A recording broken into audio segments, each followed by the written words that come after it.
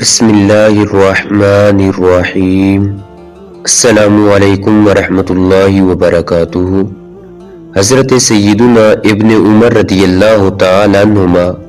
حضرت سیدنا ابو بکر صدیق رضی اللہ تعالی عنہ سے موقوفاً روایت کرتے ہیں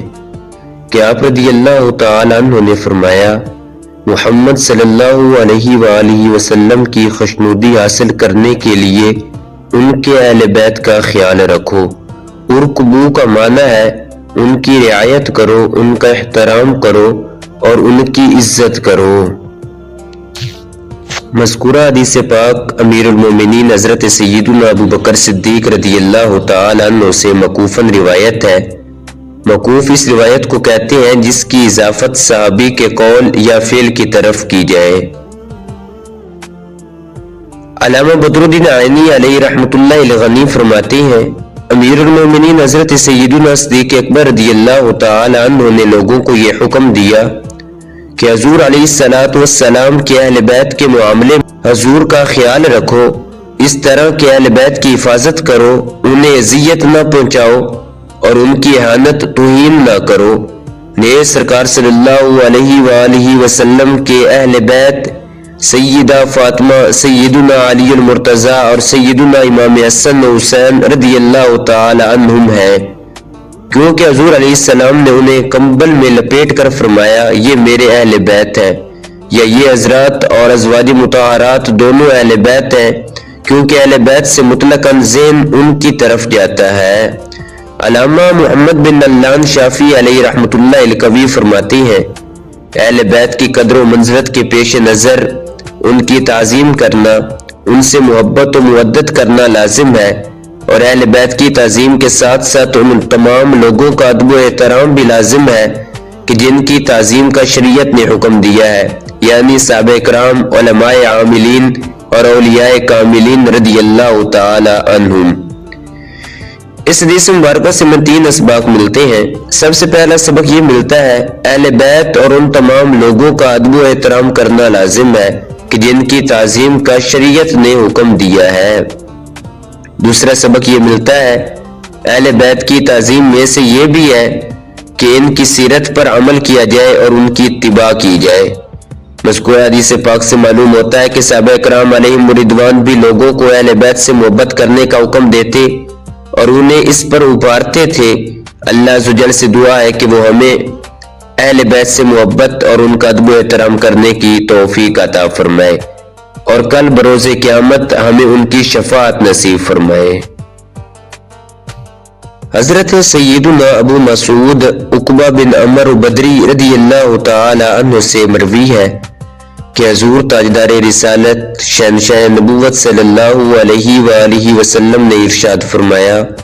قوم کی امامت وہ شخص کرائے جو ان میں زیادہ قرآن پڑھنے والا ہو۔ اگر سب قرآن پڑھنے میں برابر ہو تو پھر سنت کو زیادہ جاننے والا، اگر سنت کو جاننے میں بھی سب برابر ہو تو جو ہجرت میں سب سے مقدم ہو وہ امامت کرائے، اگر ہجرت میں بھی سب یکساں ہو تو جو عمر میں بڑا ہو وہ امامت کرائے، اور کوئی شخص بغیر اجازت کسی کی جگہ امامت نہ کرائے اور نہ ہی کسی کے گھر میں اس کے بغیر اجازت اعلی مقام پر بیٹھے۔ ایک روایت میں ہے کہ جو عمر میں بڑا ہو، اس کے بجائے یہ سرکار صلی اللہ علیہ وآلہ وسلم نے فرمایا کہ جو پہلے اسلام لایا ہو وہ امامت کرائے، اور ایک روایت میں ہے کہ لوگوں کی امامت وہ کرائے جو ان میں زیادہ کتاب اللہ پڑھنے والا ہو اور زیادہ قرات جانتا ہو، پھر اگر قرات میں سب یکساں ہو تو وہ امامت کرائے جو ہجرت کرنے میں مقدم ہو، اگر ہجرت میں بھی سب برابر ہو تو پھر وہ امامت کرائے جو عمر میں بڑا ہو۔ اس حدیث پاک میں امامت کے مراتب کا بیان ہے کہ کون زیادہ امامت کا مستحق ہے، نیز اس میں علماء کی فضیلت کا بھی بیان ہے کہ لوگوں میں جو شخص زیادہ قرآن و حدیث کو جاننے والا ہو اسے امامت کے لیے دوسروں پر مقدم کیا جائے۔ مفسر شہیر محدث کبیر حکیم الامت مفتی احمد یار خان علیہ رحمۃ الحنان فرماتے ہیں، عہد نبوی میں قریباً سارے صحابہ کرام نماز کے مسائل کے عالم تھے مگر قاری کوئی تھا،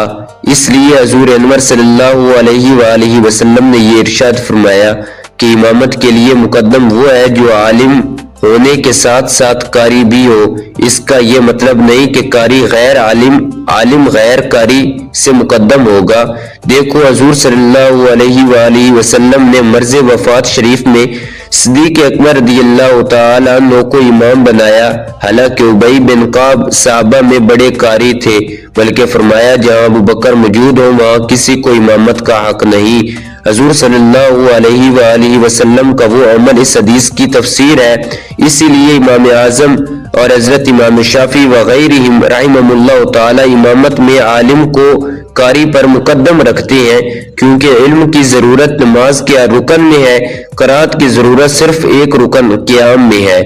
امام ابو یوسف اور بعض دیگر علماء رحمہم اللہ تعالی نے ظاہر حدیث کو دیکھ کر قاری کو عالم پر مقدم رکھا، مگر قول اول نہایت صحیح ہے۔ اگر قرات سب کی یکساں ہو تو صرف عالم کو مقدم کرو۔ خیال رہے کہ یہاں علم سنت سے مراد نماز کے احکام کا جاننا ہے، نہ کہ سند یافتہ عالم ہونا۔